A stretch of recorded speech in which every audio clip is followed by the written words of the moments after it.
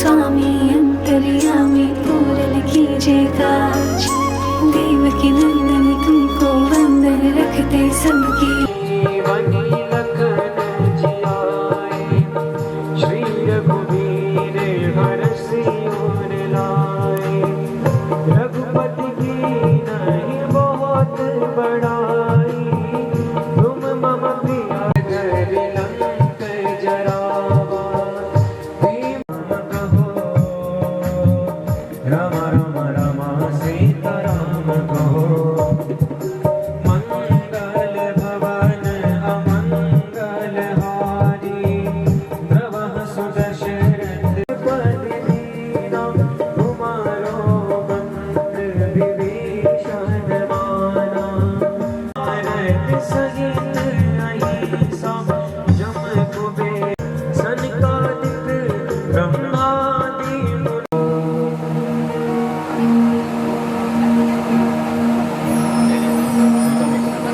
सहस्रशीर्षपुरुषः सहस्राक्षः सहस्रपाणः सभूमिहुं सर्वतस्कृत्वा यतिष्ठदशाकुलम्मा पुरुषैवेदगुं सर्वं नमामि।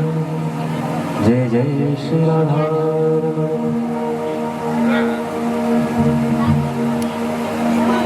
भूरिविदव्यास भगवानर्विन्दायतपत्रनेत्रात् येन त्वया भाव्योताहि मधुरफलदानो प्रभो गोपाल राधे माधवा गोपाल राधे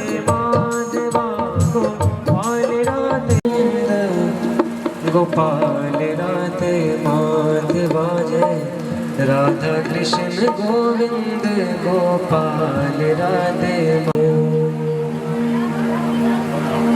भोले वृंदावन बिहारी राधे माधवा गोपाल राधे माधवा गोविंद राधा कृष्ण गोविंद गोपाल राधे माधवा जय राधा कृष्ण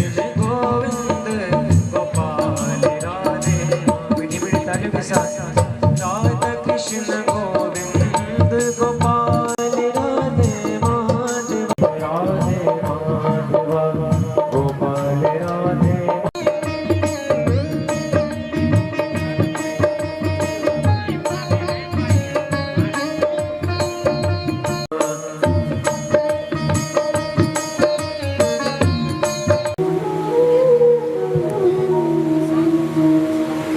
मंगलम लेखकानां पाठकानां मंगलम मंगलम सर्वलोकानां भूमर भूपति मंगलम। गोपाल राधे राधा कृष्ण गोविंद जय राधा कृष्ण राधे माधवा गोविंद राधे माधवा गोपाल राधे माधवा गोविंद राधे माधवा प्रतिपत्तये जगतः पितरौ वन्दे पार्वती परमेश्वरौ। करोति वाचालं पङ्गुं लङ्घयते गिरिं यत्कृपात्तमहं वन्दे तथा जपन्ति अपरेण माना मरालभृष्टा सतत।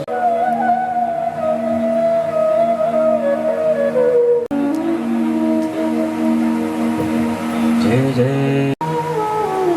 सर्वांगे हरिचंदनं सुललितं कंठे च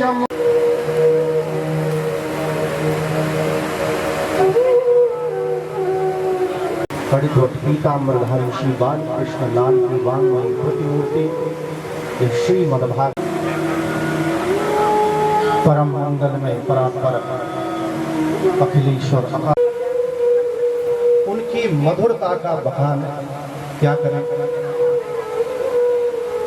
उनके अतिरिक्त अन्य ऐसा कोई नहीं है जो इतना मधुर हो सके, इतना अच्छा हो सके। परम मधुर परमात्मा, उसकी चाल, उसके अंग, उसका ढंग, सब कुछ उसका मधुर है। और उसी परमात्मा का हम चिंतन करते हैं, मनन करते हैं।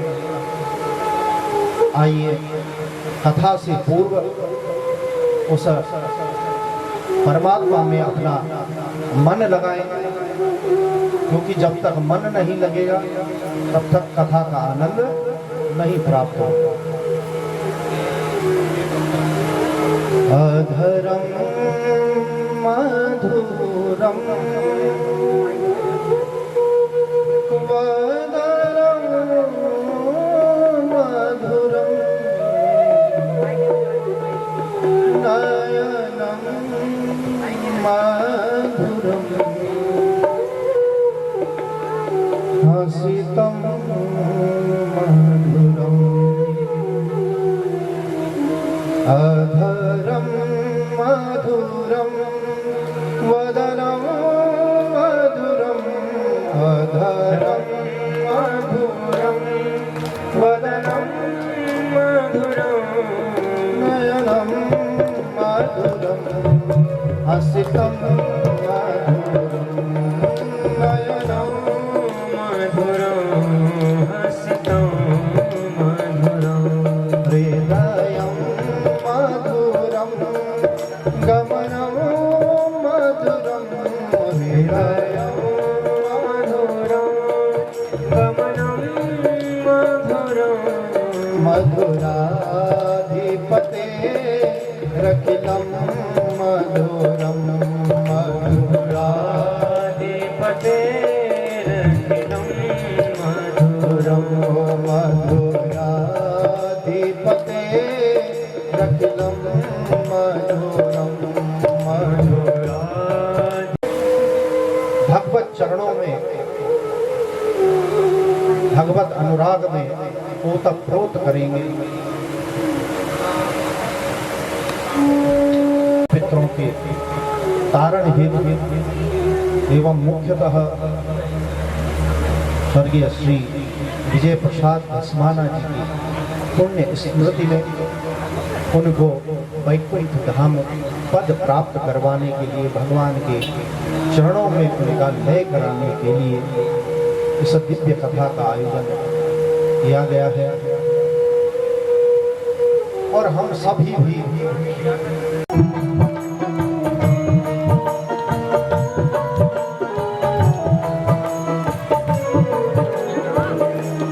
वचनम मधुरम चरितम मधुरम वचनम मधुरम चरितम मधुरम वसनम मधुरम वलितम मधुरम।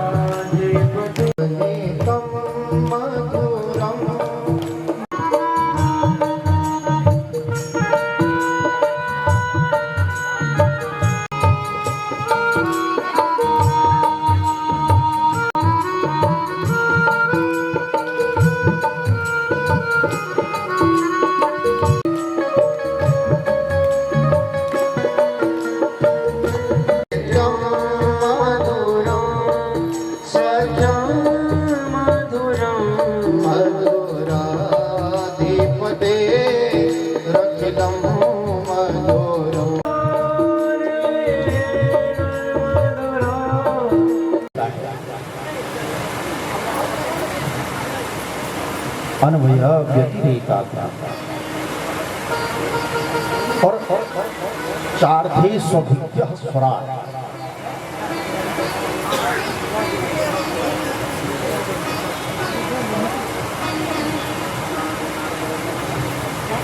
चार्थे स्वभिज्ञ अभिज्ञ स्वराट अर्थेषु अभिज्ञ स्वराट। अभिज्ञ कहते हैं जो सर्वज्ञम इति अभिज्ञ, जानने वाला, जो उसका ज्ञाता है, उसको जानता है, उसको अभिज्ञ कहते हैं। अर्थेषु अभिज्ञ स्वराट। एक तो होता है अनभिज्ञ। अब अनभिज्ञ को कोई चीज बनाने के लिए दे तो वो उल्टा सीधा बनाएगा,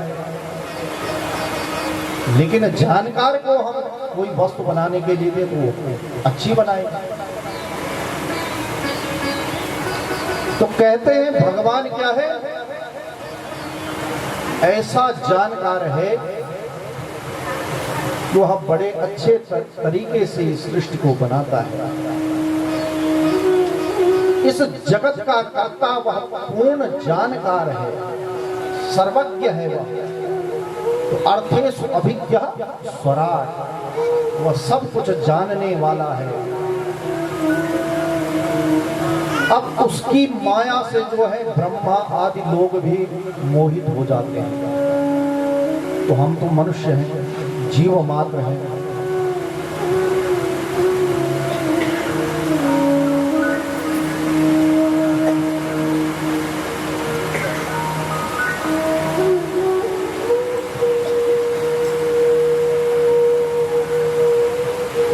अब कहते हैं बड़े बड़े सूरमा उनकी माया के चक्कर में फंस जाते हैं। बड़े बड़े विद्वान भगवान की माया से मोहित हो जाते हैं। ऐसा करता है।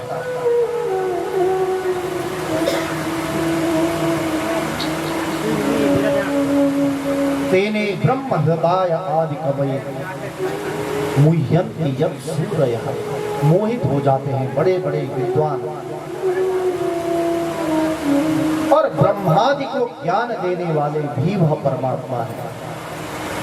ब्रह्मा जी ने सृष्टि की तो उसका ज्ञान भी उसी परमात्मा ने उनको दिया है।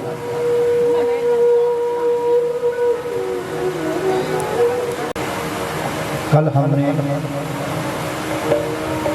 श्रीमद् भागवत के महात्म्य पर चर्चा की कि श्रीमद् भागवत की कथा क्यों सुनी जाती है, क्या उसका अभिप्राय है, क्या उससे हमें फायदा होगा, क्या श्रीमद् भागवत को करने कराने के नियम हैं। ये सब बातें हमने जानी। और किन किन प्राणियों की, किस किस प्रकार के कर्म वालों की भी इस श्रीमद् भागवत की कथा से मुक्ति हो जाती है। यह हमने कल श्रीमद् भागवत के महात्म्य में जाना। कोई कितना भी बड़ा पापी क्यों न हो, इस श्रीमद् भागवत की दिव्य कथा से उसके जीवन में परिवर्तन होगा और अवश्य ही उसका कारण होगा।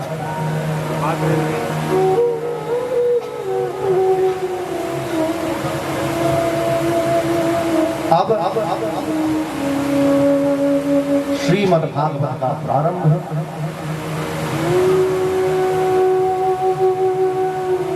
श्री वेद व्यास जी के द्वारा रचित यह ग्रंथ जन्माद्यस्य यतोऽन्वयादितरतः चार्थे स्वभिज्ञः स्वराट्।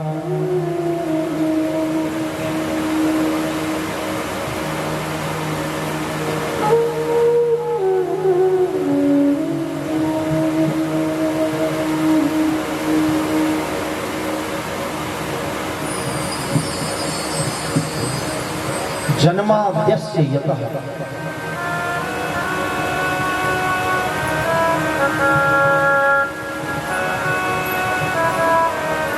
यतः यस्मात् अस्य विश्वस्य जन्मादिर्भवति,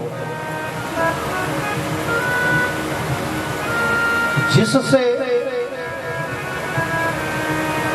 इस विश्व की उत्पत्ति होती है, स्थिति होती है और लय होता है।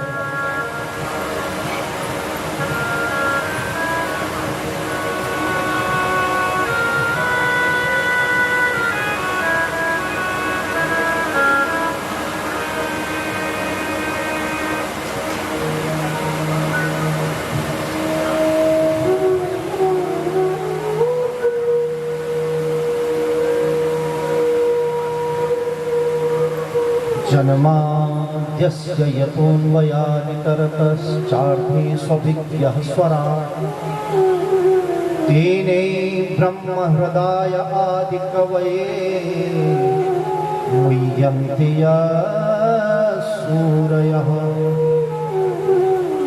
तेजो वारिमृदां यथा विनिमयो यत्र त्रिसर्गो मृषा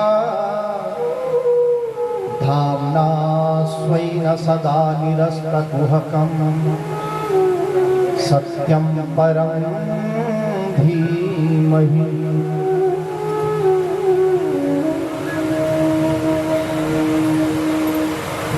तो कहते हैं कि जन्माद्यस्य यतः, यह सृष्टि होती है,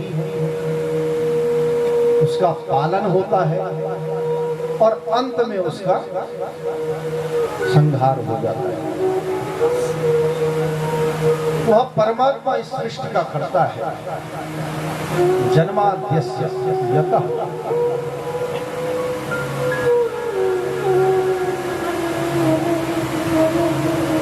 आप कहते हैं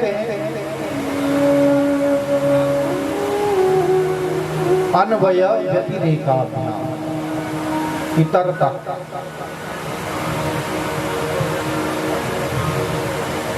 अन्वय व्यतिरेक क्या है? इतर कहते हैं व्यतिरेक को।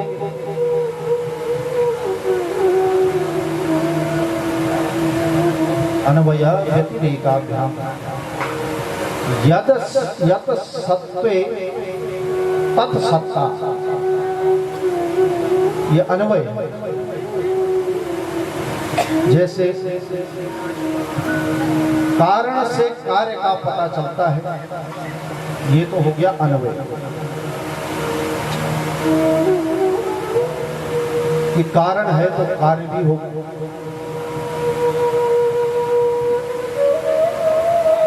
और कारण के अभाव में कार्य का भी अभाव है, यह व्यतिरेक है। इसको अन्वय व्यतिरेक का भी होगा। अभी आपकी समझ में नहीं आया होगा। घड़ा है, घड़ा बना हुआ है मिट्टी का, तो वह मिट्टी का घड़ा कैसे बना है? किससे बना है? मिट्टी से बना है। तो घड़ा है तो मिट्टी है, और मिट्टी नहीं होगी तो घड़ा भी नहीं होगा। कार्य कारण भाव संबंध इसको बोलते हैं।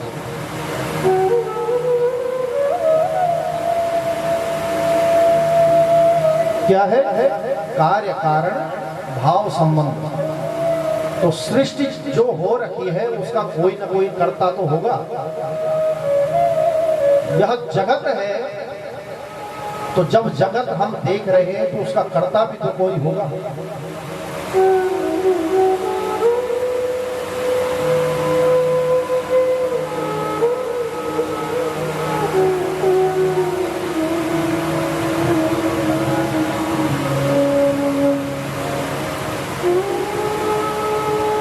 अन्वयादि इतरता।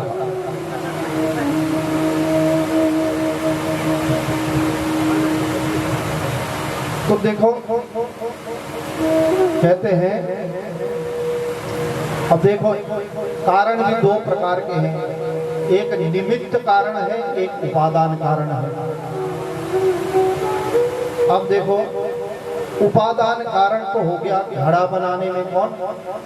मिट्टी। और निमित्त कारण कौन है? जिसने वह घड़ा बनाया है। कौन? कुम्हार, कुंभकार। तो निमित्त कारण और उपादान कारण। निमित्त कारण कुम्हार हो गया और उपादान कारण मिट्टी हो गई। तो जब हमने घड़ा देखा तो घड़े को देखकर हम समझ गए कि हाँ भाई, किसी ने उसको बनाया है और किसी वस्तु से वह बनी हुई है। यानी मिट्टी से घड़ा बना हुआ है और कुम्हार ने उसको बनाया है। वैसे ही कपड़ा बना है तो उसको बनाने वाला भी तो कोई होगा। और वह कपड़ा किससे बना है यह भी होगा। तंतु या धागा, तो धागे से कपड़ा बना है और कपड़े से वस्त्र, मतलब जो भी कपड़े को किस, मतलब वस्त्र हमारे सिले किसने हैं, वह भी कारण है। अब जो हमने वस्त्र पहने हैं तो कोई जरूरी नहीं है कि वह वस्त्र बनाने वाला हमें दिखे। वस्त्र बनाने वाले ने दुकान में दिया हो और दुकानदार से हमने खरीदा, लेकिन उसको दुकानदार ने तो बनाया नहीं। अब हम तो दुकानदार को जानते हैं, बनाने वाले को तो जानते नहीं। लेकिन जब वस्त्र है तो हम यह समझते हैं कि किसी ने इसको बनाया तो होगा, लेकिन हम उसको जानते नहीं। उसी प्रकार परमात्मा है, उसने इस सृष्टि को बनाया है लेकिन हम उसको जानते नहीं हैं।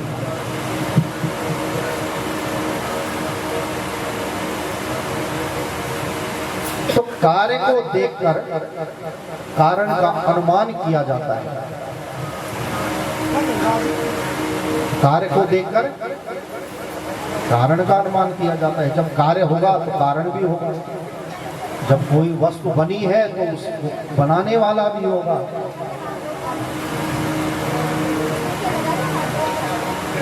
तो वह परमात्मा जो है इस सृष्टि को बनाता है। लेकिन इसमें एक बात है, अब देखो, कुम्हार तो मिट्टी से घड़ा बनाता है। कुम्हार क्या करता है? मिट्टी से घड़ा बनाता है।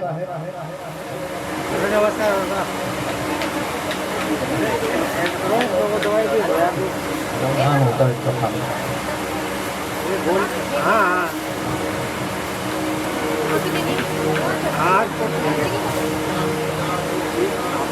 आपका बाकी में जो ना पैसे आप लगे देना।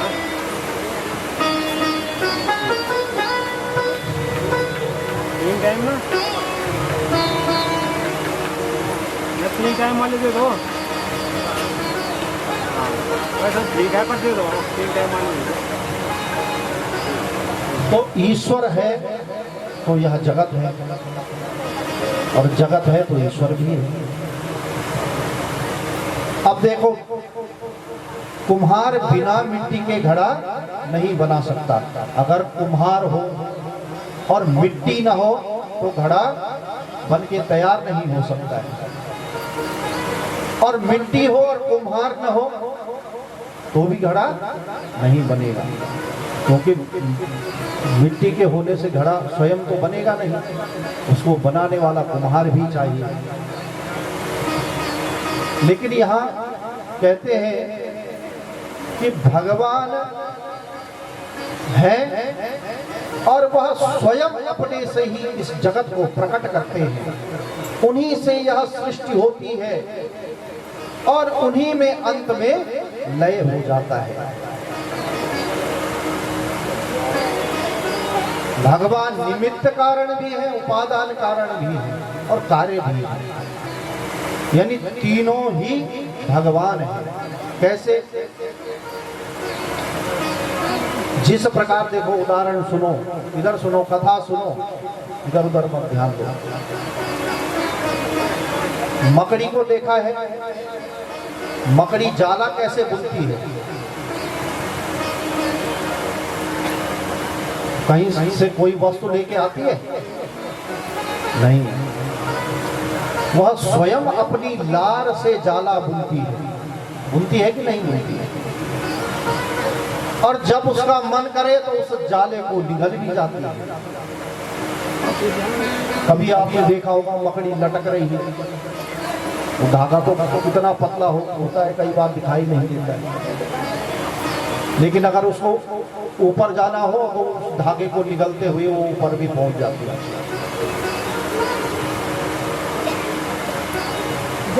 तो मकड़ी क्या है?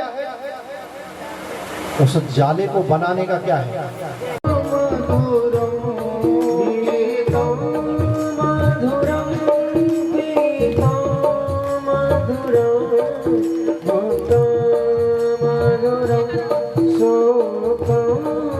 इसी मत्सर शब्द से मच्छर भी बना है।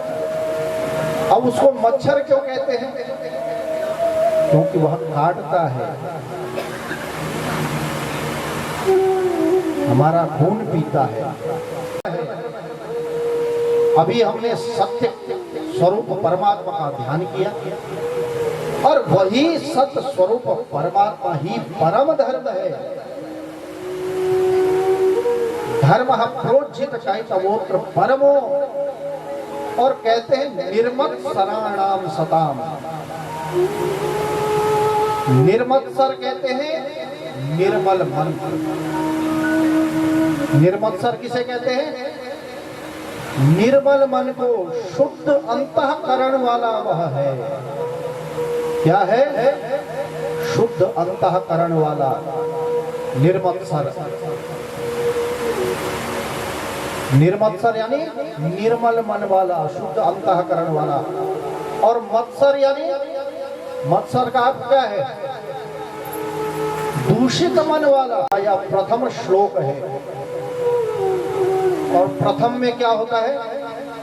जो भी प्रधान होता है उसकी स्तुति होती है, लेकिन यहाँ प्रधान कोई नहीं है। कौन है? सत्य स्वरूप। अब हम देखो, अलग अलग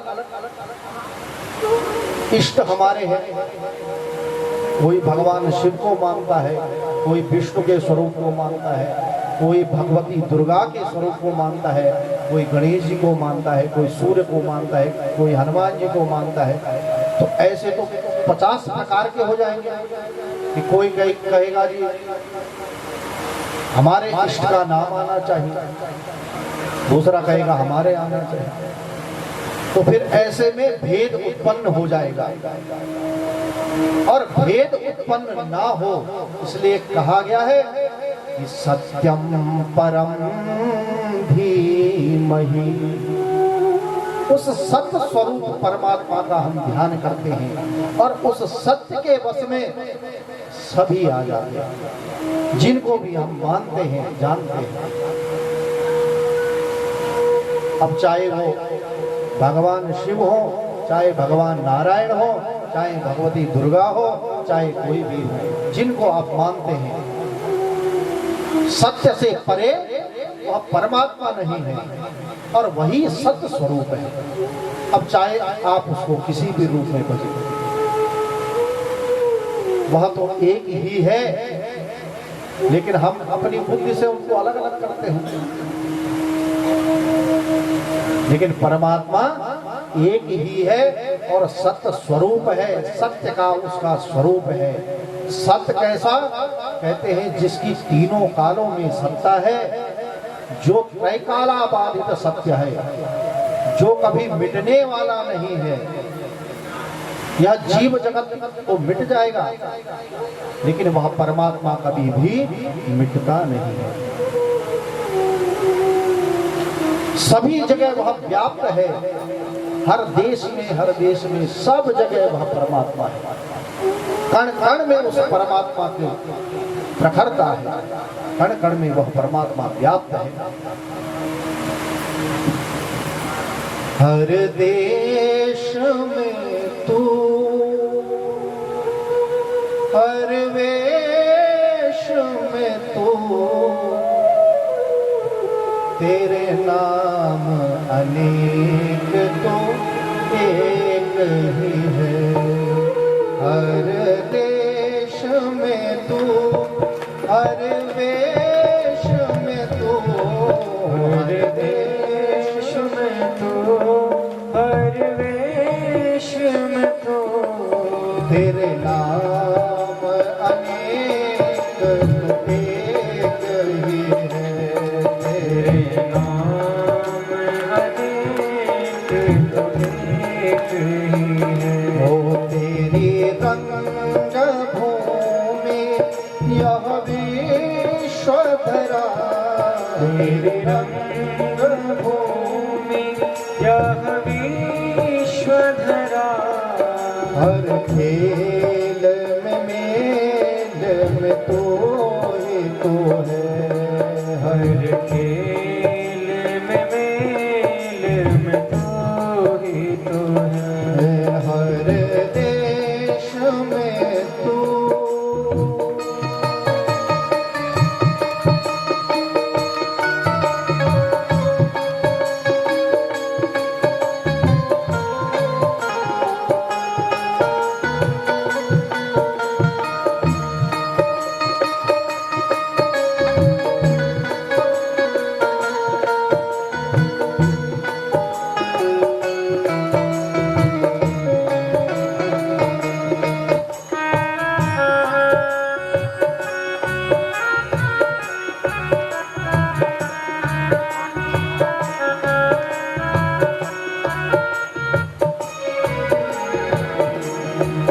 सागर से उठा बादल बनकर, बादल से गिरा बरसा बनकर। सागर से उठा बादल बनकर, बादल से गिरा बरसा बनकर। फिर नहर बनी नदियाँ गहरी, फिर नहर बनी नदियाँ गहरी, तेरे भिन्न प्रकार तो एक ही है। तेरे भिन्न प्रकार तो एक ही है।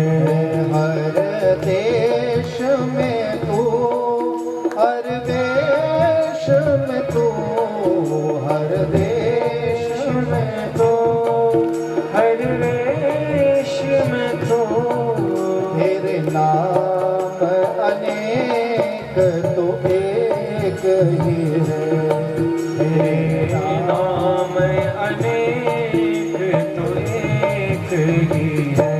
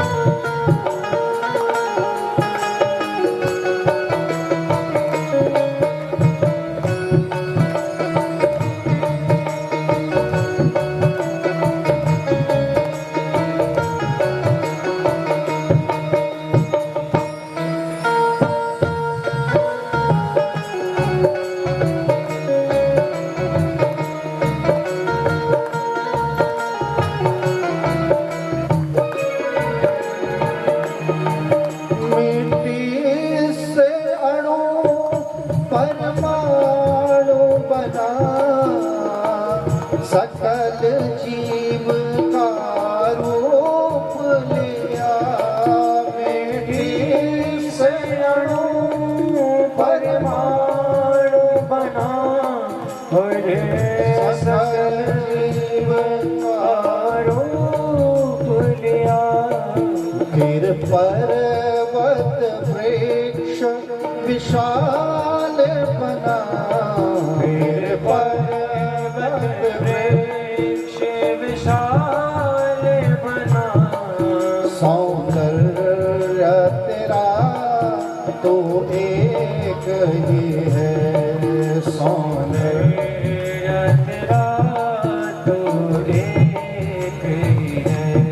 हर देश में तू, हर वेश में तू, हर देश में तो, हर वेश में तो, तेरे नाम अनेक तू एक ही है, तेरे नाम अनेक तो एक ही है।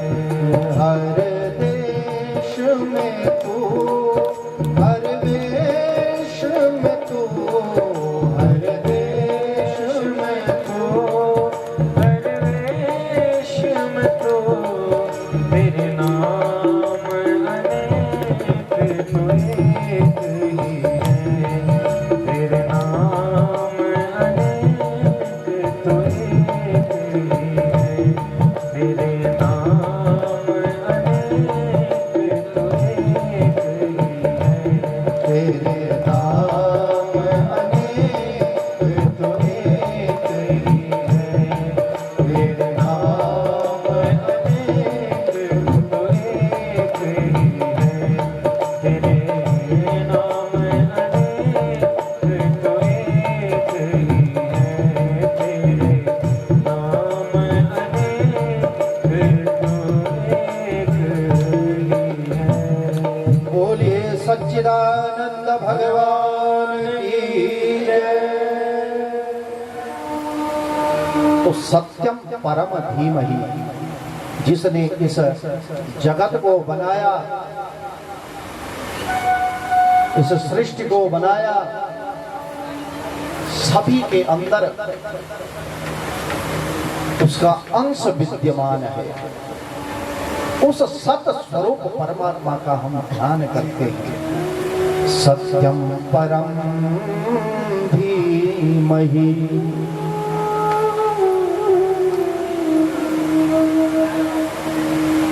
धर्म प्रोचित कैतवोत्र कृतिभिः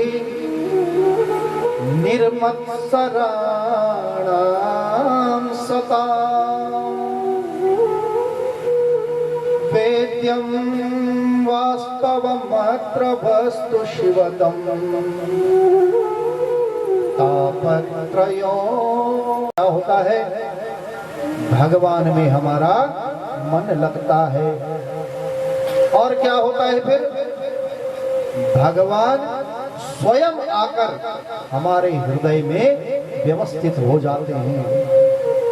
और सद्यो हृदय वरुध्यते, अवरुद्ध हो जाते हैं।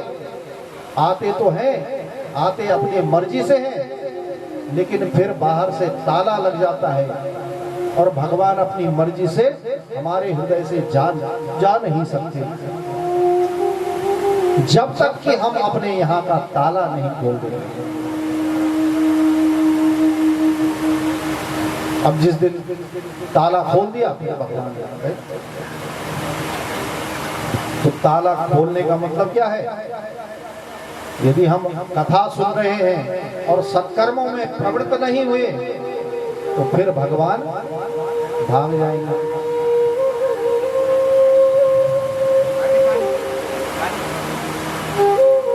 तो सत्यो हृदय वरुध्यते प्रकृति, भगवान अवरुद्ध हो जाते हैं जब हम श्रीमद् भागवत की कथा का श्रवण करते हैं। भगवान हमारे हृदय में व्यवस्थित हो जाते हैं। ऐसा समझो कि जैसे आप किसी के घर में गए, अब गए तो अपनी मर्जी से थे, लेकिन बाहर से किसी ने ताला लगा दिया, अब अपनी मर्जी से आप निकल नहीं सकते जबकि दूसरा ताला नहीं खोलेगा। तो उसी प्रकार यहाँ परमात्मा भी हृदय में हमारे व्यवस्थित हो जाते हैं। कब तक? कहते हैं जब तक हम उस अपने हृदय का ताला नहीं खोलते हैं तब तक। तो हर कोई चाहता है कि उस परमात्मा को अपने अंतःकरण में बिठाए रखे। तो फिर क्या करना पड़ेगा उसके लिए? कहते हैं सत्य सनातन का, उस परम धर्म का अनुसरण करना पड़ेगा, सत्कर्म करने चाहिए। और यही सत्कर्म है जो श्रीमद् भागवत सिखाती है कि अच्छा करो, सत्कर्म करो, गलत कर्मों में प्रवृत्त मत हो। यही बात तो कल हमने समझी। सत्कर्म सूचको नूनम ज्ञान यज्ञ स्मृतौ बुधये। यह सत्कर्म श्रीमद् भागवत हमें बताता है किस प्रकार से अपने जीवन को उस परमात्मा के चरणों में लगाना चाहिए। धर्म के साथ साथ उस परम धर्म का अनुसरण हमको कैसे करना है। अब देखो, परिवार में कई प्रकार के लोग हैं, समाज में कई प्रकार के लोग हैं। तो कई बार हम कहते हैं दिव्य कथा का श्रवण आवश्यक है कि जो आपके मन से उस ईर्ष्या को समाप्त कर दे, आपको निर्मत्सर बना दे, आपको शुद्ध अंतःकरण वाला बना दे। यह श्रीमद् भागवत यही परम धर्म का निरूपण है। धर्म तो सब कर रहे हैं, अपना परिवार सब पाल रहे हैं, अपना अपना सब कुछ कर रहे हैं, लेकिन हम उससे अतिरिक्त परम धर्म की ओर प्रविष्ट नहीं हो रहे हैं। इसलिए हमें परम धर्म की ओर प्रविष्ट होना है, उससे भी ऊपर उठना है।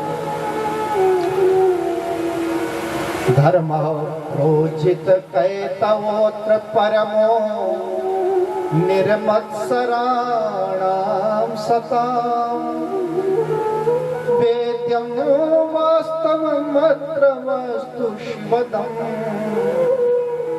तापत्रयोन्मूलनम्।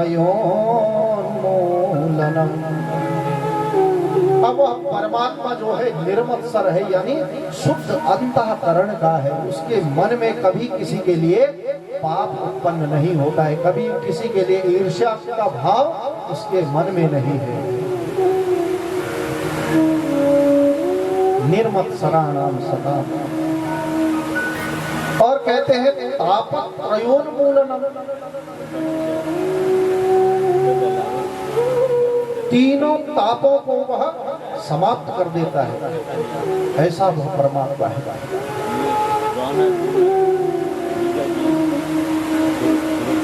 ताप की कल भी हमने चर्चा की थी। बाहर का मत्सर तो हमें बाहर से काटता है, लेकिन अंदर का मत्सर वह हमें अंदर से काटता है। उसी को ईर्ष्या कहते हैं।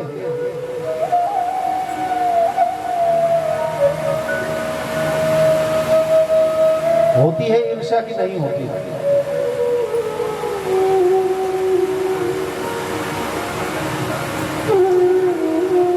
कई बार हम सोचते हैं कि दूसरे का मकान महाराज कहाँ पहुंच गया, हमारा भी ऐसी चल रहा है। ये की कुड़ी आसमान पहुंच गए, मेरी किलेना। उसका मकान तो बढ़िया होगा, मेरा क्यों नहीं? ये की जिंदगी जगमग पर मेरी किलेना।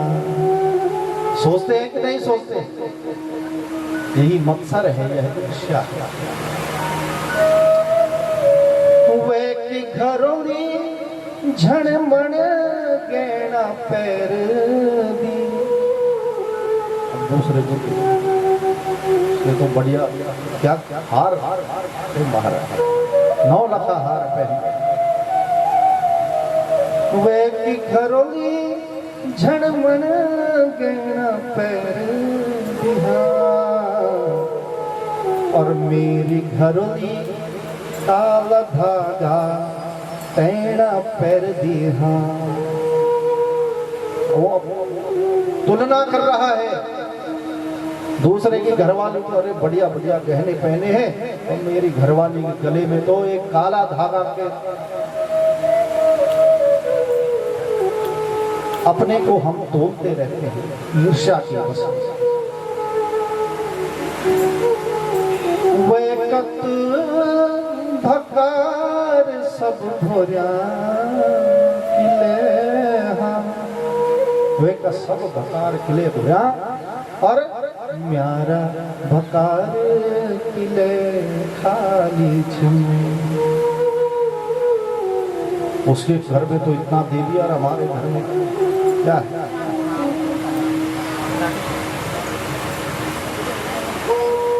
वे कुनोनो अधिकारी, वे कुनोनो वाला अधिकारी तो मेरो किले ना,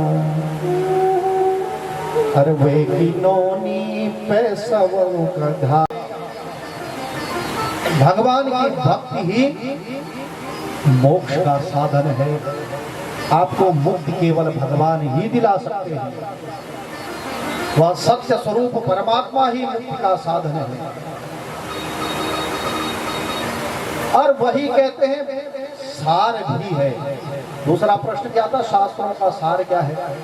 उन्होंने कहा कि शास्त्र सारश्च सैव ही, यानी शास्त्रों का सार भी वही है। शास्त्र पुराण आदि क्या बताते हैं? भगवान से अपने चित्त को जोड़ो, यही तो शास्त्र पुराण बताते हैं। तो शास्त्रों का सार भी वही है। और कहते हैं प्रयोजनम सतो रक्षा। भगवान अवतरित क्यों होते हैं? प्रश्न था कि भगवान अवतार क्यों लेते हैं? तो कहा कि प्रयोजनम सतो रक्षा, सत्य की रक्षा के लिए, सत्य धर्म की रक्षा के लिए भगवान अवतरित होते हैं। यदा यदा ही धर्मस्य ग्लानिर्भवति भारत, अभ्युत्थानमधर्मस्य तदात्मानं सृजाम्यहम्। जब जब धर्म की हानि होती है, पापाचार बढ़ जाता है, अधर्म बढ़ जाता है, तब मैं अवतरित होता हूँ, तब मैं अवतार धारण करता हूँ। यह भगवान की वाणी। परित्राणाय साधूनां विनाशाय च दुष्कृतां धर्म संस्थापनार्थाय संभवामि युगे युगे। परित्राणाय साधूनां, सज्जन पुरुषों की रक्षा के लिए, धर्म की रक्षा के लिए मैं अवतरित होता हूँ, अवतार लेता हूँ। विनाशाय च दुष्कृतां, दुष्टों का विनाश करने के लिए मेरा अवतार होता है, और धर्म की पुनः स्थापना करने के लिए मेरा अवतार होता है। ये परमात्मा की वाणी है। सूत जी ने कहा है, शौनकादि ऋषियों,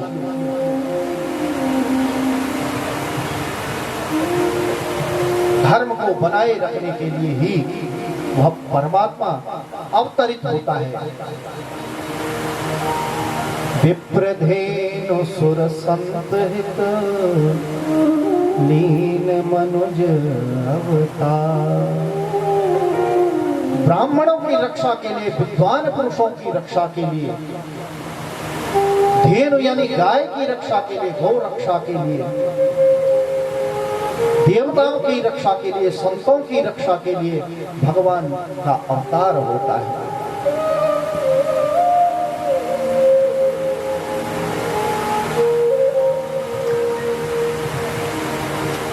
अब चौथा प्रश्न था कि भगवान का कर्म क्या है, करते क्या है? तो कहा कर्म सृष्टि लक्षणम। अब इस पर हमने बहुत चर्चा कर दी है।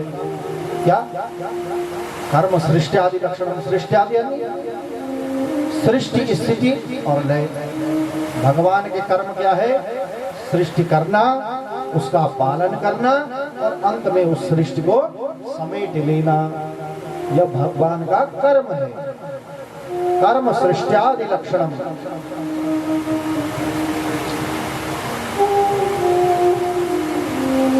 पांचवा प्रश्न था कि भगवान के अवतारों की संख्या कितनी है?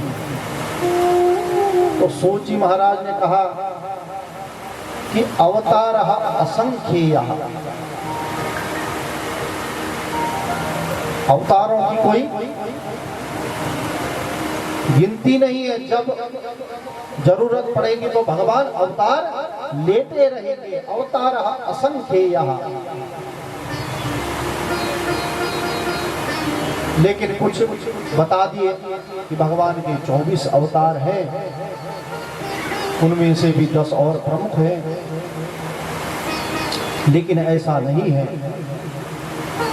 जब जब धर्म की हानि होगी, पापाचार बढ़ेगा, अधर्म बढ़ेगा, तो धर्म की स्थापना करने के लिए भगवान संभवामि युगे युगे, युगों युगों में अवतरित होते रहेंगे।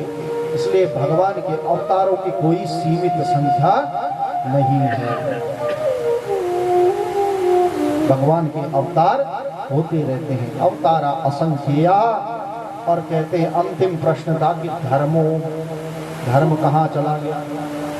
जब भगवान अवतार लेकर इस धराधाम पर आते हैं और उसके बाद जब चले जाते हैं तो धर्म किसकी शरण में जाता है? तो श्री सूत जी महाराज ने कहा कि धर्मो भागवते स्थितः। धर्म इस भागवत में आ जाता है।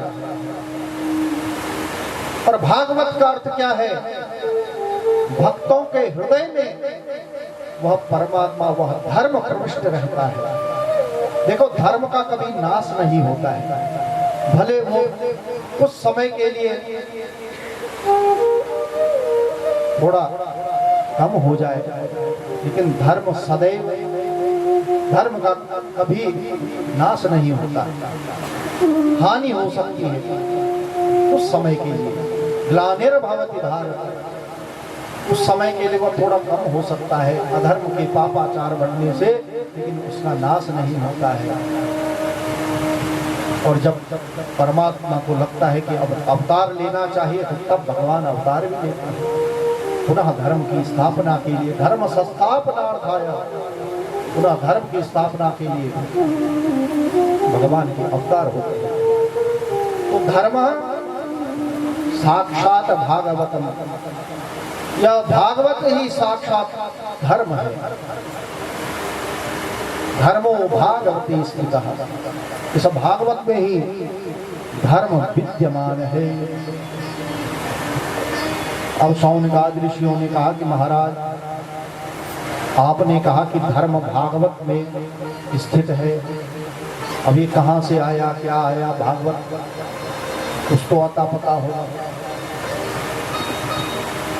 तब श्री सूत जी महाराज ने कहा कि द्वापरे समनु प्राप्ते तृतीये युग पर्यये जातः पराशराद्योगी वासव्यां कलया हरे। कि द्वापर युग समाप्ति की ओर था। द्वापरे समनु प्राप्ति तृतीये युग पर्यये जातः पराशराद्योगी। पराशर जी के पुत्र, पराशर और सत्यवती के पुत्र भगवान व्यास जी का जन्म हुआ। बोलिए व्यास भगवान की।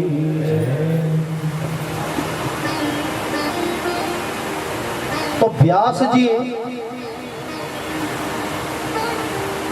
साक्षात भगवान के अवतार हैं। अब व्यास जी ने सोचा कि द्वापर का समाप्ति काल आ रहा है, आगे कलयुग आने वाला है, लेकिन कलयुग के मनुष्यों का, कलयुग में क्या है? पापाचार बढ़ जाएगा, सत्कर्म रुकने लगेंगे, दुष्कर्मों में लोगों की प्रवृत्ति होगी। तो इस चिंता में वह डूबे रहते थे कि कलयुग के मनुष्यों का कल्याण कैसे होगा।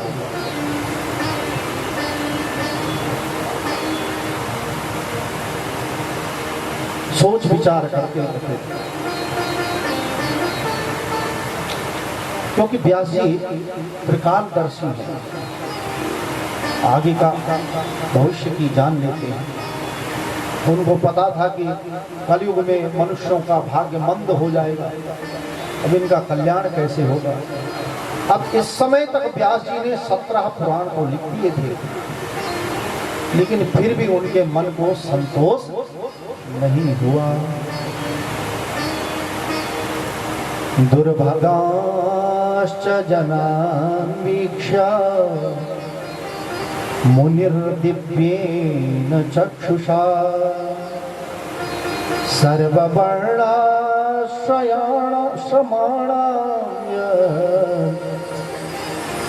दध्योद्वितमबोधदृक्।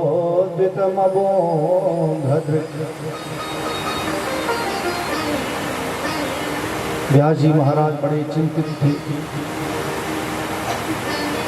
सोच विचार में लगे हुए थे। सरस्वती नदी के किनारे व्यास जी महाराज बैठे हुए थे। अभी क्या हुआ कि तदग्धमभिज्ञाय सहसा प्रत्युत्थायागतं मुनिः। अभी वहां नारद जी महाराज पहुंच गए। अब नारद जी महाराज वहां पहुंचे तो नारद जी महाराज की व्यास जी ने वंदना की, उनको आसन दिया, बिठाया। पूजयामास विधिवन् नारदं सुरपूजितम्। नारद जी को बढ़िया आसन देकर के बिठाया और नारद जी से अपनी चिंता बताई कि नारद जी, मेरे को इस प्रकार की पीड़ा है कि कलयुग का मनुष्य जो है मंद भाग्य हो जाएगा, उसका कल्याण कैसे होगा। अब देखो व्यास जी को इतनी चिंता है हमारे कलयुग के मनुष्यों की, और हम केवल अपने बारे में ही सोचते हैं। स्वार्थ लागी करे सब प्रीति, स्वार्थ में ही दूसरे से प्रीति करते हैं, लेकिन ये नहीं सोचते कि परमार्थ भी करना चाहिए। केवल अपने लिए नहीं सोचना चाहिए, दूसरे के लिए भी सोचना चाहिए। औरों के हित जो जीता है, औरों के हित जो मरता है, उसका हर आंसू रामायण। और वह भक्ति क्या करती है, उस परमात्मा की प्राप्ति करवाती है और हमको कृत्य धन्य कर देती है। अब केवल कामना पूर्ति के लिए हम भगवान से अनुनय विनय करें, वो तो व्यापार हो जाएगा कि तू मुझे ऐसा दे दे और मैं तुझे, तो ये तो व्यापार है कि एक हाथ ले एक हाथ दे। तो भगवान से हम क्या करने चलते हैं, व्यापार करने चलते हैं। लेकिन भगवान सब समझता है।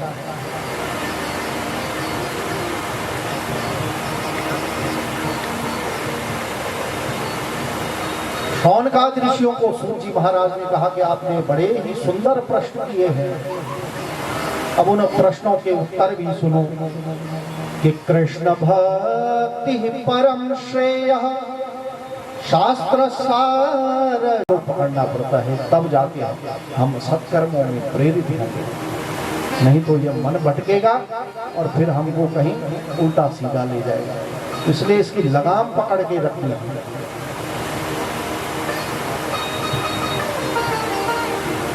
तो जब हम सत्कर्मों में प्रविष्ट होंगे तो भगवान हमारे हृदय में व्यवस्थित रहेंगे। और जहां हम इधर उधर उल्टा सीधा काम किया तो भगवान फिर ताला खुला और भगवान गायब। बस यही सद्यो हृदय वरुध्यते।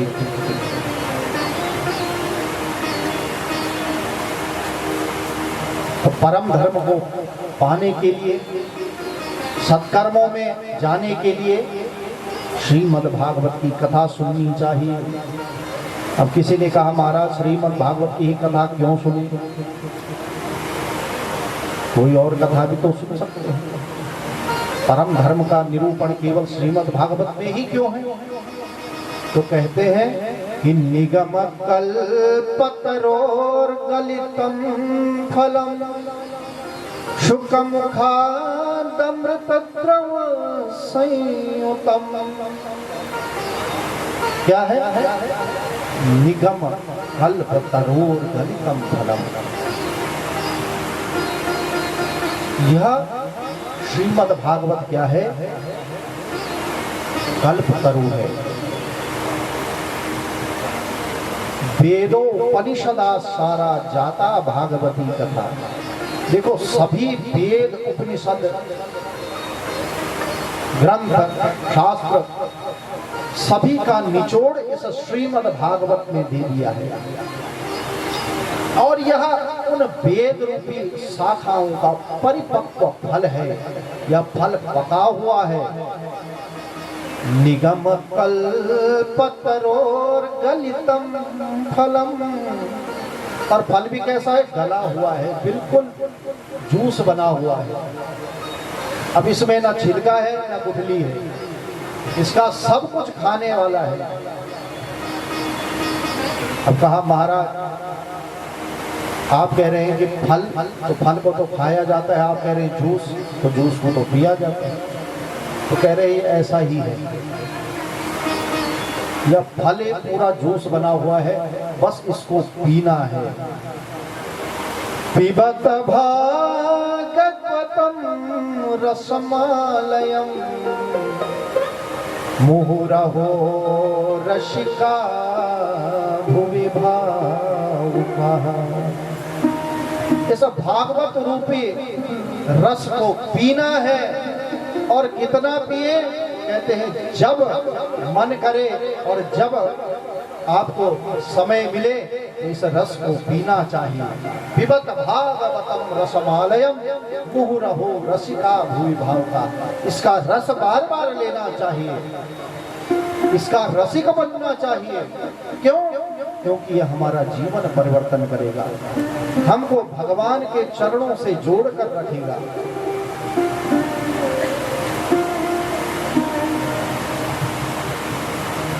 समझ में? ये वेद रूपी, अब देखो वेद वेदांग इत्यादि हर कोई अब पढ़ नहीं पाता है, समय नहीं है, उसके लिए समय चाहिए। तो सारा निचोड़ कहते हैं इसमें दे दिया व्यास जी, श्रीमद् भागवत। इसलिए इसको ज्ञान यज्ञ कहते हैं। ज्ञान यज्ञ स्मृतौ भुवै श्रीमद् भागवतालापा सतगीत शुकादि। यह श्रीमद् भागवत क्या है? वेद उपनिषद शास्त्र इत्यादि जितने भी हमारे धर्म ग्रंथ हैं उन सभी का रस इस श्रीमद् भागवत में भर दिया गया है। बोलिए श्रीमद् भागवत महापुराण की।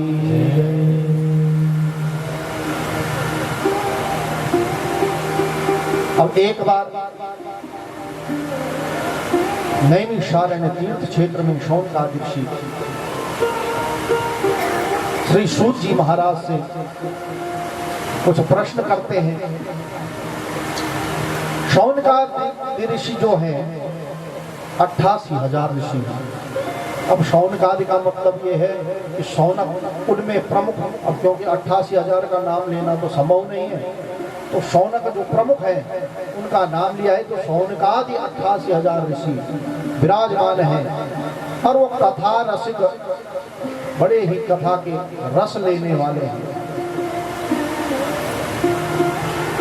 और सूत जी महाराज कल भी बताया था कि अज्ञान अध्वांत विध्वंसा सूर्य कोटि समप्रभा करोड़ों सूर्यों के समान उनके अंदर ज्ञान भरा हुआ है।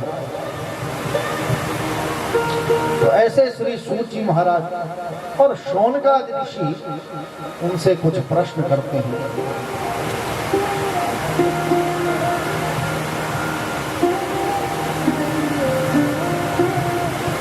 किम श्रेयः शास्त्र सारः कः स्वावतार प्रयोजनम् किम कर्म केवताराश्च धर्मः कं शरणं गतः। किम श्रेयः, मोक्ष प्राप्ति का साधन क्या है? मुक्ति कैसे मिलेगी, इसका साधन क्या है? पहला प्रश्न किया किम श्रेयः। और दूसरा प्रश्न है कि हे व्यास, हे सूत जी महाराज, इन शास्त्रों का सार क्या है? दूसरा प्रश्न किया कि शास्त्रों का सार क्या है? और तीसरा प्रश्न किया कि हे सूत जी महाराज, भगवान अवतार क्यों लेते हैं? भगवान अवतार क्यों लेते हैं?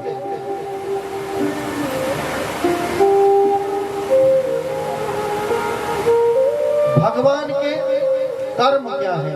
भगवान करते क्या है? ये अगला प्रश्न। और भगवान के अवतारों की संख्या कितनी है? ये पांचवा प्रश्न। और कहा कि जब भगवान अवतरित होकर और उसके बाद अपने धराधाम वैकुंठ को चले जाते हैं तो उसके बाद धर्म किसकी शरण में जाता है? या 6 प्रश्न शौनकादि ऋषियों ने श्री सूत जी महाराज से किए। तब श्री सूत जी महाराज ने अपने गुरु श्री सुखदेव जी का ध्यान किया। यम यम प्रव्रजन्तम अनुपेतम पेतकृत्यम द्वैपायनो विरह कातर जुहावा पुत्रेति तन्मयतया तरवोऽभिनेदुस् तम सर्वभूत हृदयं मुनिमानतोऽसि।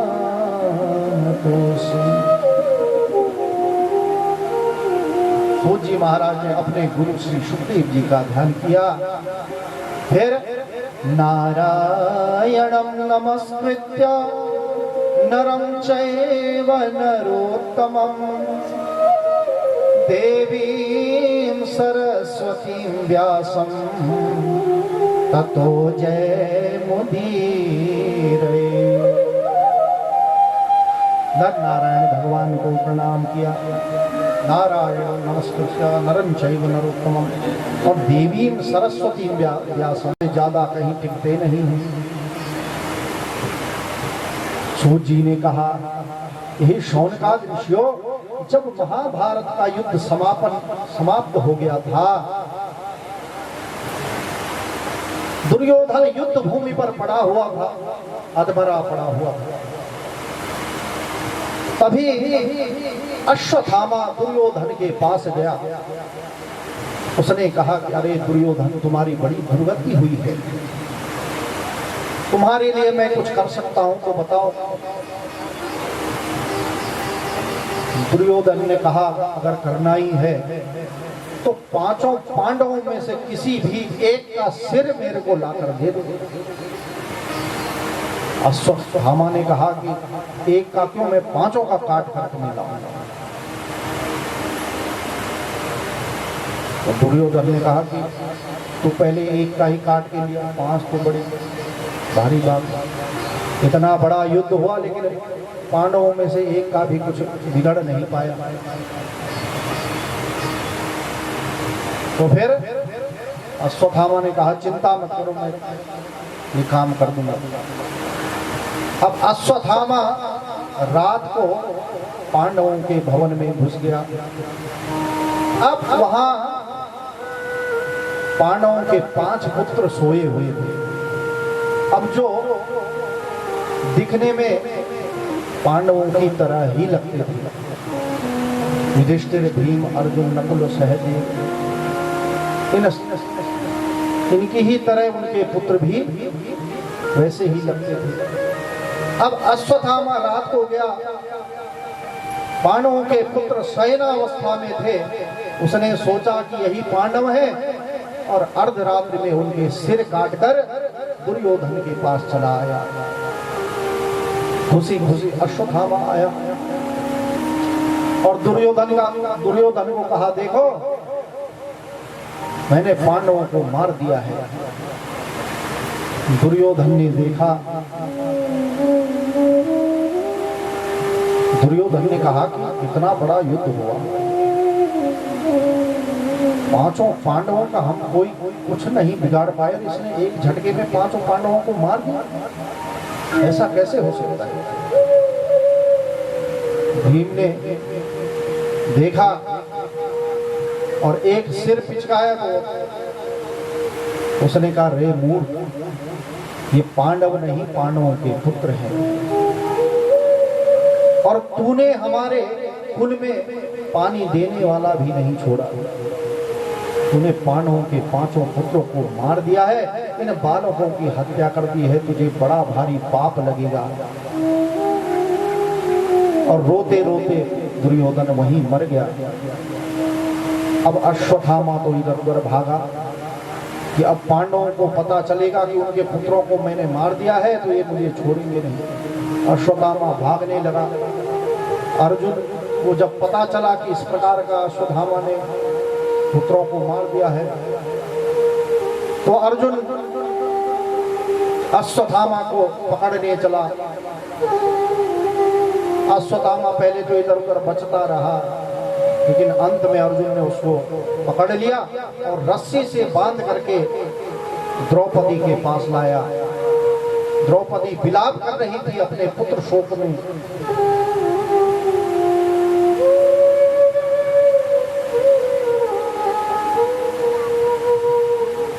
अब जैसे ही उसने बंधे हुए अश्वत्थामा को देखा, द्रौपदी के हृदय में करुणा जागृत हो गई। उसने कहा, रे ये तुम्हारे गुरुपुत्र हैं, इनको तुमने क्यों बांधा है? तो अर्जुन ने कहा, अरे द्रौपदी, इसने तुम्हारे पुत्रों को मारा है और तुम इस पर करुणा बरसा रही हो, यह तो आतताई है।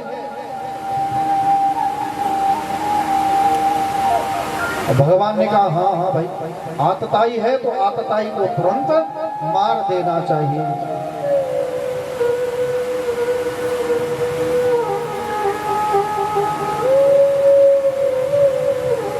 अब भगवान ने कह दिया कि आतताई को मारना चाहिए। और अर्जुन सोचने लगा कि यह ब्राह्मण भी है और ब्राह्मण को मारना तो पाप है, क्या करो?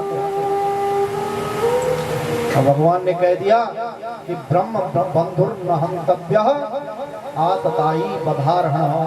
कोई आतताई हो, उसने निर्दोष बालकों की हत्या की है, इसलिए इसको तो तुरंत मार देना चाहिए, लेकिन ब्राह्मण को मारना भी नहीं चाहिए। क्या करें? अर्जुन फंस गया। लेकिन अर्जुन भी भगवान कृष्ण का पक्का चेला है। उसने जब द्रौपदी ने कहा कि इसको मारना नहीं है, इनको छोड़ दो, ये तुम्हारे गुरुपुत्र हैं, अब जो हो गया हो गया, अब इसको दंड देने से तो मेरे पुत्र वापस आने वाले हैं नहीं, इसको छोड़ दो, करुणा। कई बार हमारा काम बिगड़ता है किसी के द्वारा तो हम उस पर क्रोधित हो जाते हैं। कि भागवत महापुराण की रचना की और सूची ने कहा कि इसी श्रीमद् भागवत महापुराण को सुखदेव जी ने राजा परीक्षित को सुनाई। अब शौनकादि ऋषियों ने कहा कि महाराज, श्रीमद् भागवत की कथा राजा परीक्षित ने क्यों सुनी? ऐसा क्या था कि राजा परीक्षित को कथा सुननी पड़ी? क्योंकि अधिकतर देखा जाता है राजा तो बड़ा व्यस्त रहता है और व्यस्तता में उसके पास इतना समय हो गया कि उसने श्रीमद् भागवत की कथा श्रवण की। और सुखदेव जी ने उनको क्यों सुनाया? क्योंकि सुखदेव जी तो अपना भी कल्याण हो और दूसरे का भी कल्याण हो, ऐसी सोच हमको रखनी चाहिए।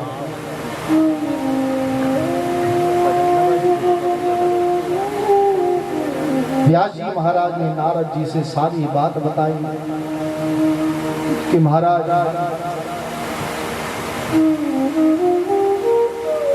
मैंने सब कुछ कर लिया लेकिन अभी भी मेरे मन में संतोष नहीं। मुझे बड़ी चिंता है कि कलयुग के मनुष्यों का कल्याण कैसे होगा। तब नारद जी ने कहा, हे वेदव्यास जी, आपने भले ही 17 पुराण लिख डाले लेकिन एक पुराण ऐसा नहीं लिखा कि जिसमें सभी का निचोड़ हो, सब कुछ उसमें समाया हुआ हो। क्योंकि कलयुग में मनुष्यों के पास समय की कमी रहेगी, सब अपने कर्मों में लगे हुए हैं। अब समय कम रहेगा तो इतने बड़े बड़े ग्रंथ हो, इतना सारा तो पढ़ नहीं पाएंगे क्योंकि हर चीज का निरूपण आपने अलग अलग किया हो। लेकिन आप कोई ऐसा पुराण रचिए जिसमें सभी चीजों, सभी वस्तुओं का समावेश हो और भगवान की लीलाओं का वर्णन हो, जिससे भगवत चरणों में मनुष्यों का मन व्यवस्थित हो सके। ऐसा पुराण बनाइए। नारद जी ने ब्रह्मा जी से चतुश्लोक की भागवत सुनी थी, उसी का ज्ञान उन्होंने श्री वेदव्यास जी को दिया और उसी के माध्यम से श्री वेदव्यास जी ने उत्तराखंड की पवित्र भूमि बद्रिकाश्रम के पास, भगवान बद्री नारायण के पास इस दिव्य श्रीमद् भागवत महापुराण की रचना की। बोलिए वेदव्यास भगवान की जय, बोलिए बद्री नारायण भगवान की जय। तो हम भी कितने सौभाग्यशाली हैं, इसी भूमि पर ब्रह्मास्त्र का संधान कर दिया। और ब्रह्मास्त्र ऐसा बाण होता है कि उसकी तोड़ के लिए कुछ चाहिए।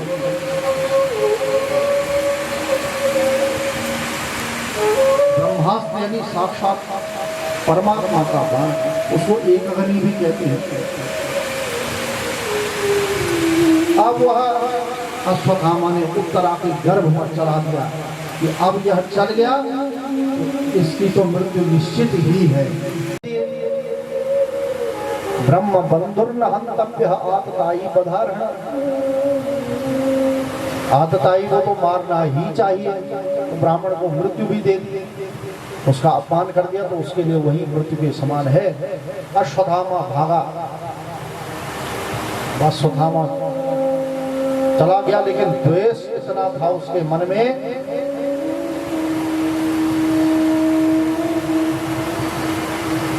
अश्वत्थामा ने क्या किया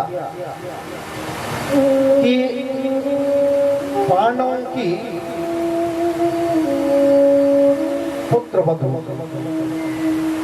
अभिमन्यु की पत्नी, उसका नाम था उत्तरा।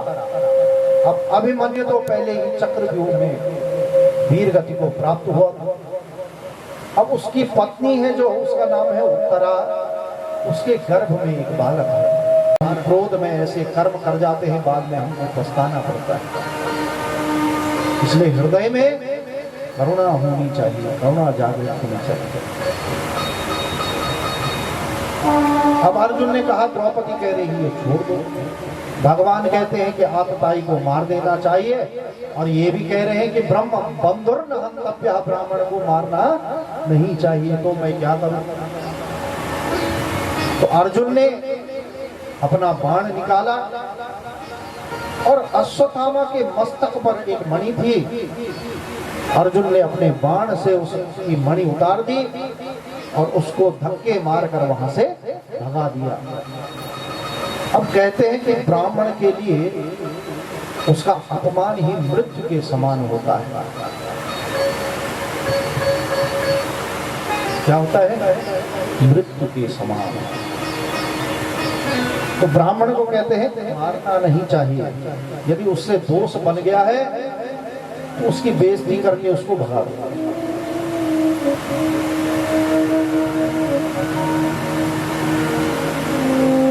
उसको मारना नहीं चाहिए।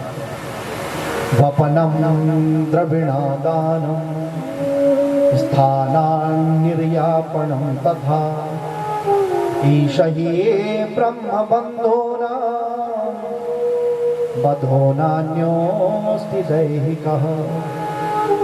ब्राह्मण की मृत्यु जो है उसका अपमान ही है। उसका यदि अपमान हो गया तो अपमान से बड़ी मृत्यु उसके लिए कोई नहीं है। और कहते, शास्त्र कहता है यदि ब्राह्मण से अपराध बना है, या तो उसका मुंडन करके उसको भगाओ, या उसका धन छीन लो, या उसको देश निकाला दे दो। तो ब्राह्मण के लिए मृत्यु के समान है।